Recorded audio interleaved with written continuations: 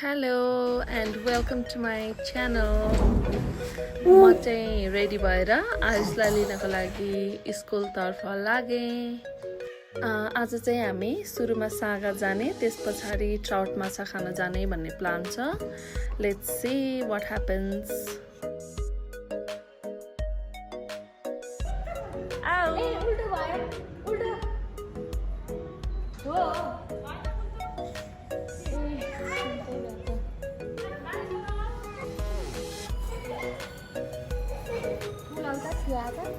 खाएको छ मजाले खान्छ। अहिले हामी घुम्न जान आँटेको क्या तर यहाँ चाहिँ ल हस्ते।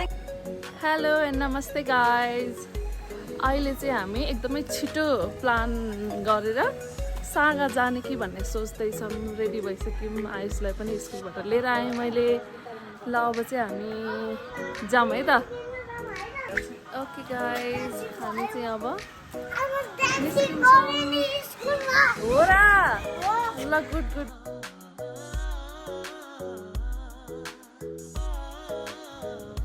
त्यसपछि हामी रमाइलो गर्दै गीत गाउँदै लाग्यौँ। अनि यो घर छ नि जुन यो अग्लो घर राधे राधेको छेउमा, यो चाहिँ त्यहाँ भएको पनि लगभग 20-25 वर्ष भइसक्यो अरे। But nobody cares. अनि बाटो बन्ने क्रम पनि जारी नै रहेछ। काठमाडौँ भ्यालीमा पोल्युसन मात्रै कम हुने भए पनि एकदमै राम्रो ठाउँ हो कि। मलाई पर्सनली चाहिँ एकदमै मनपर्छ। पहिल्यैदेखि नै आफ्नो घर भए हुन्थ्यो जस्तो खालको फिल हुन्थ्यो।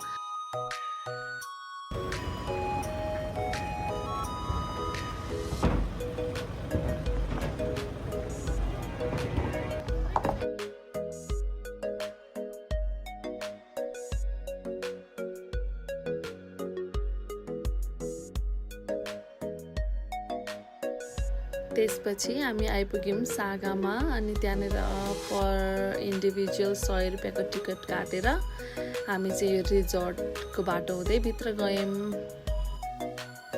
आउन त म सागा 2-3 चोटि नै आएको छु, तर योभन्दा अगाडि चाहिँ हामी हिँडेर नै शिव मन्दिरसम्म जान्थ्यौँ। योचोटि चाहिँ रिजोर्टको भित्रबाट जाने पनि मौका मिल्यो। आमालाई अलिक सजिलो हुन्छ भनेर, उताबाट अलिक लामो बाटो भएको कारणले गर्दा।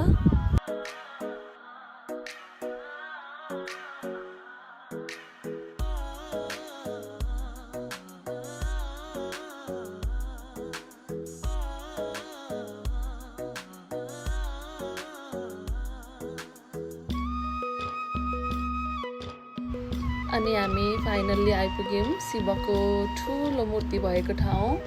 आज शुक्रबार भएको कारणले गर्दाखेरि होला खासै भिड पनि थिएन। अनि एकदम खुला थियो। यतिसम्म कि त्यहाँको गार्ड दाइले चाहिँ त्यहाँ पछाडि युजुअली पानी बगिरहेको हुन्थ्यो, त्यो पानी पनि मान्छे कम भएको कारणले गर्दाखेरि बन्द गरेको अरे भन्नुभयो। अनि के भन्ने, अब ठिकै छ भन्नै पर्यो होइन।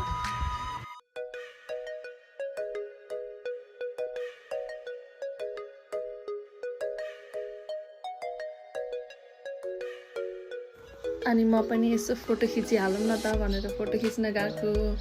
अनि एउटा चस्मा चाहिँ अलिक ब्लरी देख्छु, एउटा चाहिँ क्लियर देख्छु। भरे भन्दाखेरि त एउटा चस्माको लेन्सै हराइसकेको रहेछ।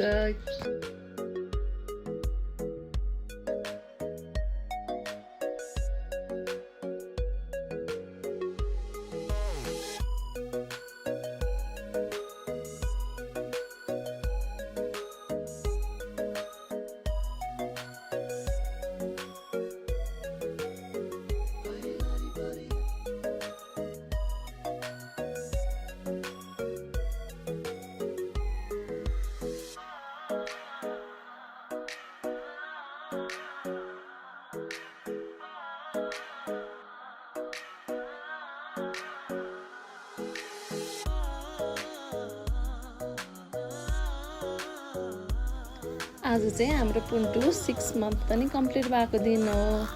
कति क्युटी छ। सागाको घुमफिर सकिसकेपछि हामी चाहिँ लाग्यौँ ट्राउट माछा खानतर्फ।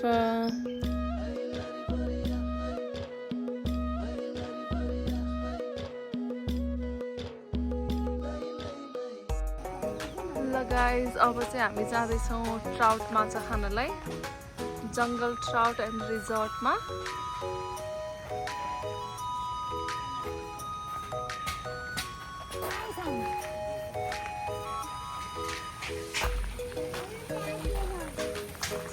थाहरू चाहिँ यहीँ रहेछ है।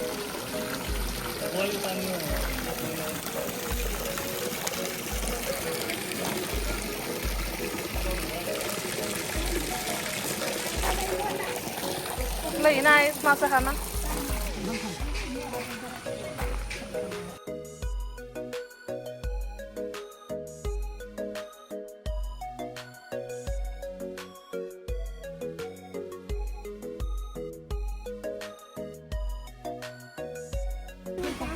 कहाँ छ कुकुरी कहाँ हो र? कहाँ बस्ने त कहाँ? अलिक घाम जस्तो छ सबैमा घाम रहेछ। 5वटा 5-6वटा सोर्दै लिएर आइज नि यतापट्टि सोर्दै यसरी यता आइज सोर्दै आइज छिटो छिटो सोर्दै खोइ त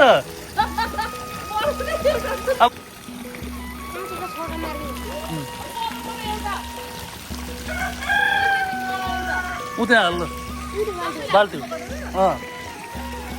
हातले पक्रेर त बाल्टीमा हाल न।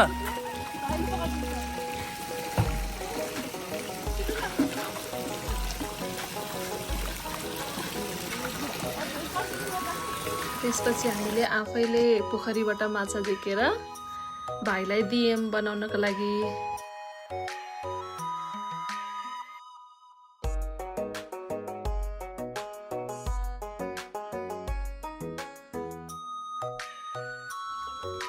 आमा भइसकेपछि घुम्न हिँड्दा पनि कहाँ सजिलो छ र।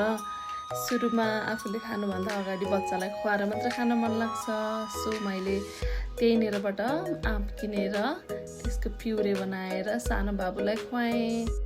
हामी सबैजना यति धेरै भोकाइसकेको थियौँ कि त्यहाँनिर जाने बित्तिकै सबैभन्दा सुरुमा जे पाकेको छ त्यही दिनु भन्यौँ भरे त्यहाँनिर त गएर अर्डर गरेपछि मात्र बन्ने रहेछ। सो एकछिन वेट गरेर खाजा सेट अनि त्यस पछाडिदेखि ट्राउट माछा पनि खायौँ। अनि मलाई लाग्छ मैले ट्राउट माछा पहिलोचोटि नै खाएको जस्तो लाग्छ। अनि एकदमै मिठो हुँदो रहेछ क्या, त्यसको काँडा पनि कुरुम कुरुम हुने, लास्टै मिठो।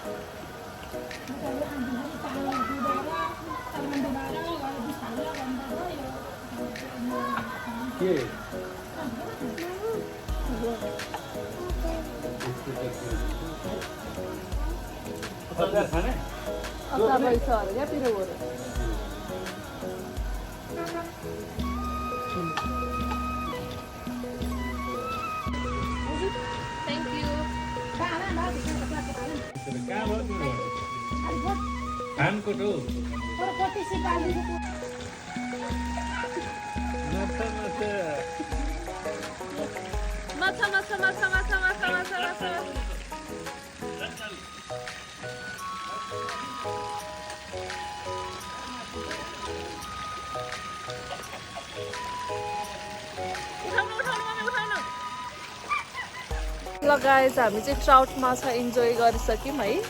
अब चाहिँ हामी घर फर्किँदैछौँ।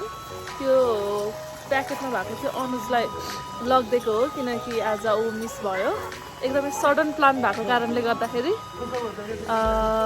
तर एकदमै रमाइलो भयो है। त्यस पछाडि हामी लाग्यौँ आफ्नो घरतर्फ। जाने बेलामा सनसेट भएको कारणले गर्दाखेरि होला यस्तो राम्रो देखिएको थियो नि बाटो पनि। अनि लुक एट दिस ब्युटिफुल सन। के भयो अरे गले भन न फेरि के भयो अरे सानो हो र? सबैजना गल्नु भयो होला है। के गल्नु है एकैछिन त गर। Thank you for watching. Please like, share and subscribe.